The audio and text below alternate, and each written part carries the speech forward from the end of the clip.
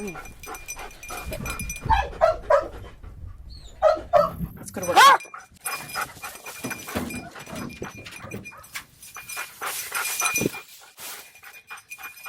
This guy, I raised him as a puppy. Most of our dogs come to us as adults. So he's been working for almost 8 years now. And so he's got a ton of scents. He's got over 20 scents, target scents that he's trained to. And he is so happy working. I mean, he loves to do anything, but he loves to do detection work. Because there's this huge conservation need in Africa right now with poaching, we're training dogs to contribute to conservation by searching vehicles for ivory and rhino and bushmeat. So training dogs on vehicles is new. It's a established law enforcement technique, but for us with conservation, it's a new way to train dogs. So this is ivory, and this is what we're training the dogs on. They're big chunks of ivory that should put off a lot of scent.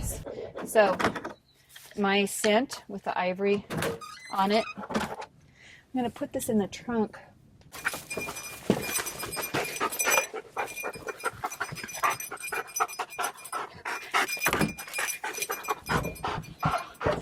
What you got?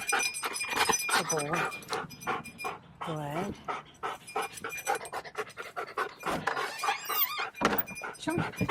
Show me what you got. Good boy. Good boy. Come on, Steve. Come on, buddy. Good boy. You can just tell that he really loves doing this. Show me. And, you know, that's how you judge whether a dog's going to work or not. Like, are they happy doing it? Good boy. Good boy. That's a guy. That's what I wanted. He had to actually pinpoint it with his nose before I dropped him.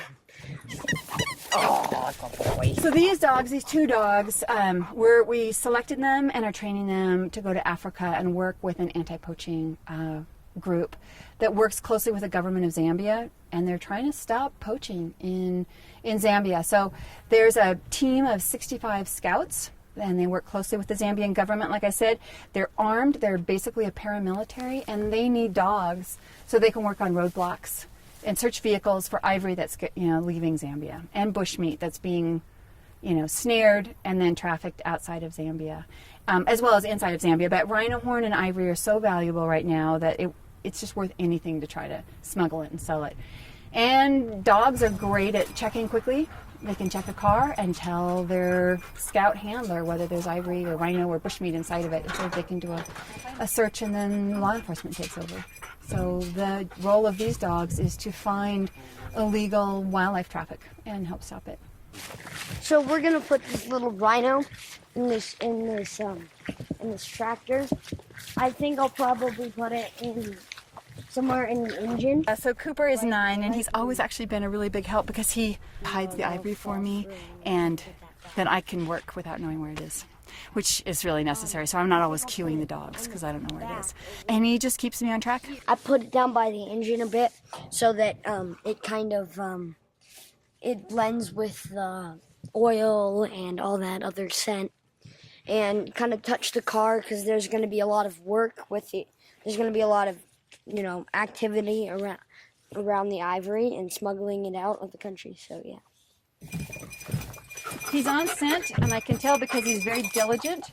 His tail moves differently. It moves in a circle. I don't know where the ivory is, so I can't help him. But good boy. Good. This has only been out here for maybe 10 minutes or so.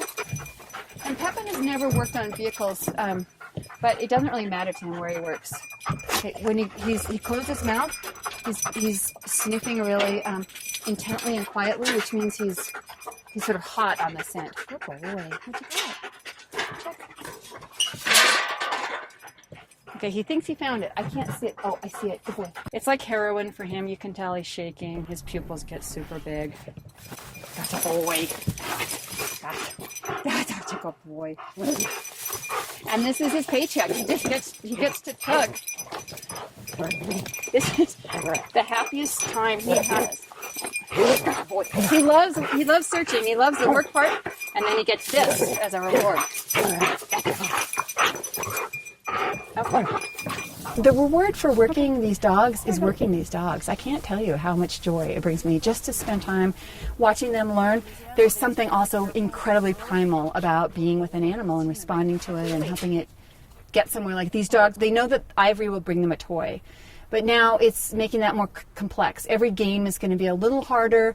Now you have to find Ivory in a glove compartment inside a car. Isn't that challenging? And well, that's a puzzle to solve. And once you solve that, there's this, you can tell the dogs are proud of themselves. They get pumped up from the search. But then it's part of this bigger picture where they're doing conservation, and they're doing conservation that humans can't do. So there's a story within a story within a story, and a reward within a reward, because these dogs come from shelters. They had really few prospects, and so they get a job, they get to be proud of their work, because they truly are happy dogs to do this work, and they get to work for somebody who appreciates what they do and help solve conservation issues. So there's millions of rewards. Good boy. Well, we're going to be working with the handlers who don't have any dog experience at all.